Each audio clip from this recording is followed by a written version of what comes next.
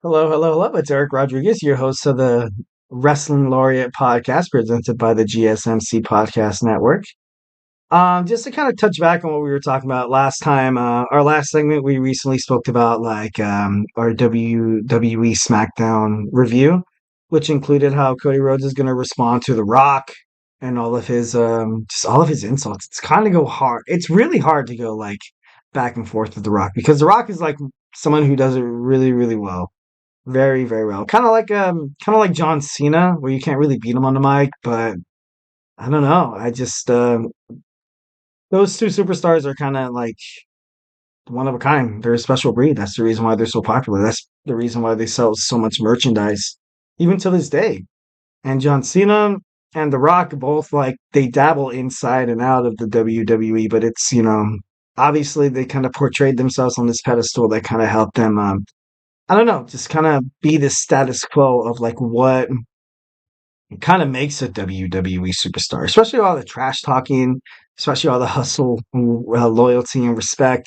And if you smell, like, I don't know, they have catchphrases like, maybe that might be a thing to it, but I don't know. All in all, I thought, I don't know. It's hard to become a wrestling superstar, but as soon as you become something as great as The Rock or John Cena, or even Triple H was pretty good on the mic, but either we're moving on here.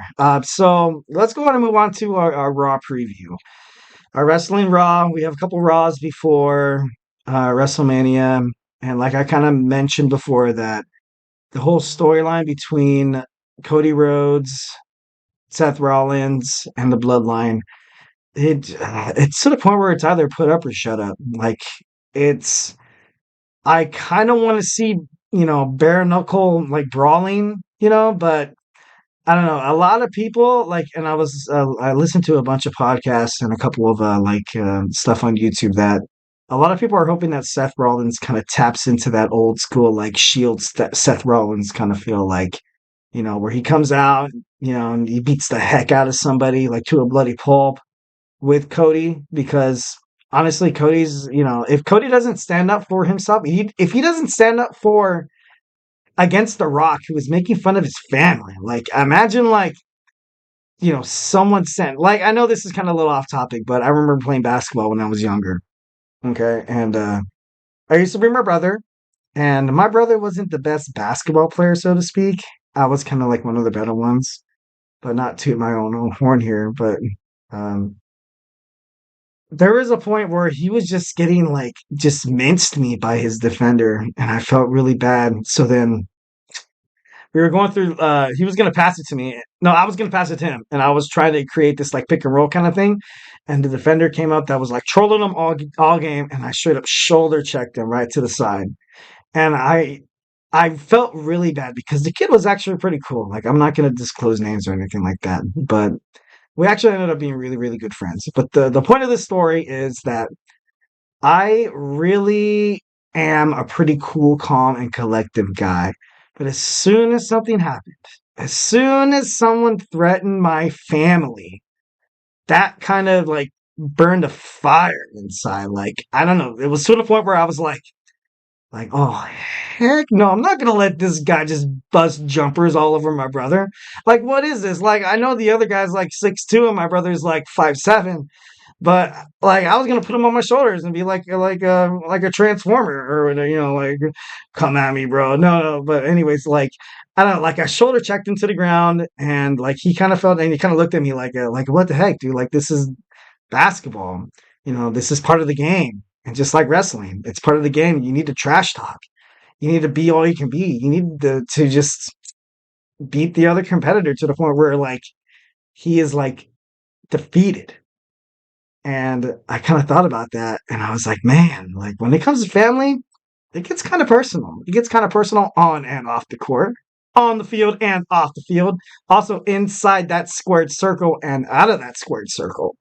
Like I know, like during the confrontation between Cody Rhodes and The Rock and Roman Reigns during the WrestleMania, like kind of like a promo, where he mentioned and he told The Rock and Roman Reigns that your family would be ashamed of you. Like, what are you doing? What are you doing to this wrestling?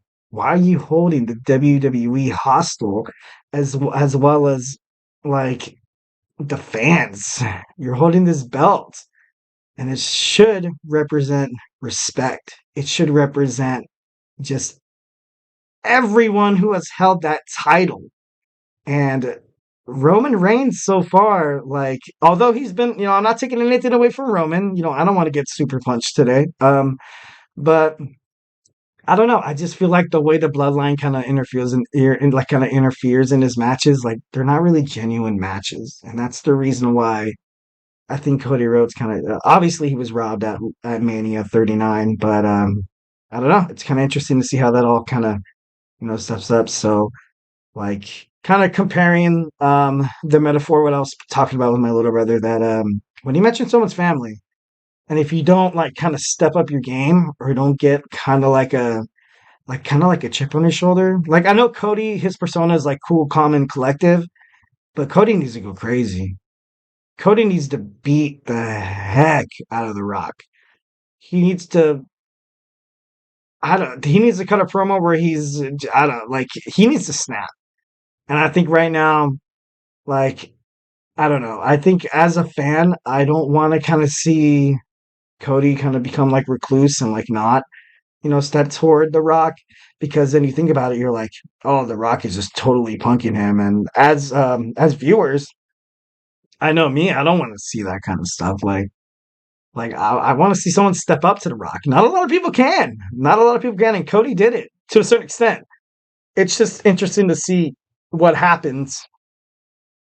What either I hope WWE writing doesn't mess this promo up. I hope they really don't do something to the point where it was like this huge match, this absolutely conglomerate of a match. Like this is like, this is gonna be a match that's gonna live in a lot of wrestling fans' mind for the longest time, and that's something that the WWE shouldn't f with, to be honest. Like, I I'm just interested to see how it all unfolds. So, moving on here. So tonight on Raw, we have a more of a tag team qualifying match for the six pack challenge ladder match. We have The Miz and R-Truth versus the Indus Sure. Honestly, I think The Miz and R-Truth are going to pick up to win. There's no reason why, not that I'm, doubting their, abilities to be like an effective tag team, but you kind of have Truth and The Miz. They've been feuding with the Bloodline, not the Bloodline. I'm too hooked up on the Bloodline. So maybe they are doing their jobs pretty well. Maybe all I can say is Bloodline. No, I'm just kidding. Um, no, you kind of have Damian Priest and Finn Balor from the Judgment Day. Um, they've been feuding with R-Truth ever since R-Truth wanted to be part of the Judgment Day, and obviously that was not to happen. So R-Truth found himself a partner in The Miz, and I think they're going to make it to the six pack challenge. But that, I think that would be better for ratings, and I think that's what the fans want to see. All right, next we have Alpha Academy versus Kofi and Xavier Woods. So New Day. Um, this is where I kind of have a problem here. If I was WWE writing, I would have put Alpha Academy to fight the Indus Sure, and the Alpha Academy obviously propelling and winning, and being granted a place in that six pack ladder match for the WWE World Tag Team titles. And I would have the New Day as well beat the Miz and R-Truth. It's not like I don't want to see the Miz and R-Truth like fight the Judgment Day, but I think then these two guys fighting against each other. I think these two should honestly be in the match. I don't think it should be like an either or kind of thing. I think it should be like an and. The Alpha Academy. It's going to be Otis and Tozawa against the New Day, but since Chad Gable's kind of not into it, like I think that the New Day is gonna obviously they're gonna win. So now we have that. Of the last tag team qualifier match, I have the Creed Brothers, which is basically kind of like I don't know if anybody paid attention to like wrestling like during the 2000 and I think 18 where they had American Alpha with Chad Gable and Jason Jordan. For me, I kind of look at these guys and I kind of see like a, kind of like a reboot, which is kind of cool. I like that. I really liked American Alpha when they kind of when WWE created this storyline of Jason Jordan, oh, he's Kurt Angle's son. He's getting opportunities that he should not get. Like to be, I really like Jason Jordan and Chad Gable as a tag team. Like I said, I am a huge fan of the chemistry. You can see that in a tag team match, and it's very entertaining from a marketing standpoint, from the organization, from the fans. Obviously, that's what they're trying to market, our demographic. But I don't know. I think that the Creed brothers are pretty good, but they're against DIY. Why against DIY? Um, Johnny Gargano, Tommaso Ciampa. And I want to see both of these teams in the match too. I don't want to see an either or. I want to see both of these guys in there. To be honest, I would like to see both of these guys more than Pete Dunne, Tyler Bates. I like the LWO. I want the LWO in there.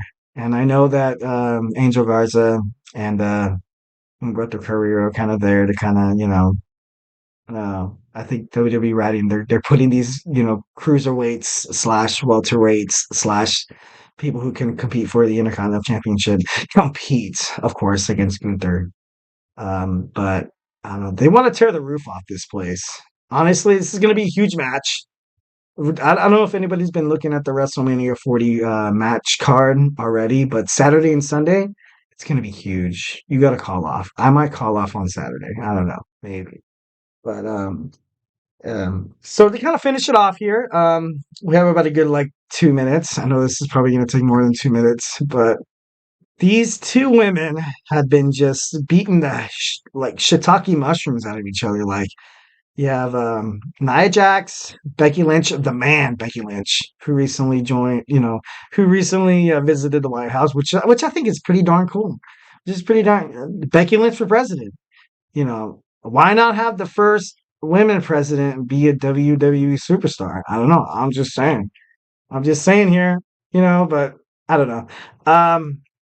This match is it's going to be brutal for both superstars, but not, Nia Jax had her shot at Elimination Chamber, ultimately coming up short in Australia against Rhea Ripley, but I don't know, Becky challenging Rhea Ripley this close to Mania, like I don't get it.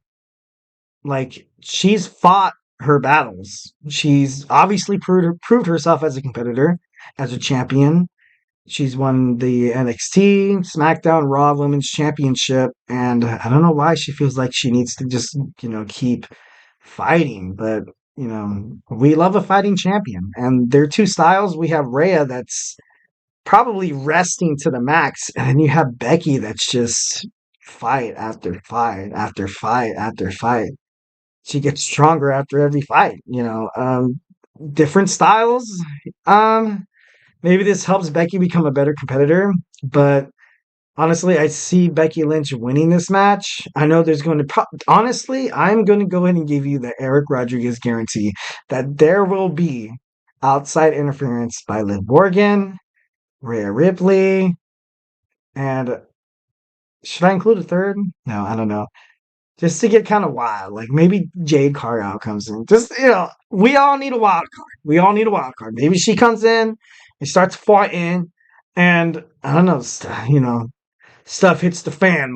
Like I don't know, I don't know. I just think these, obviously these three superstars or these two superstars are like, the best that WWE has to offer. So why not put the best against the best? A couple of Raws before Mania, but you know.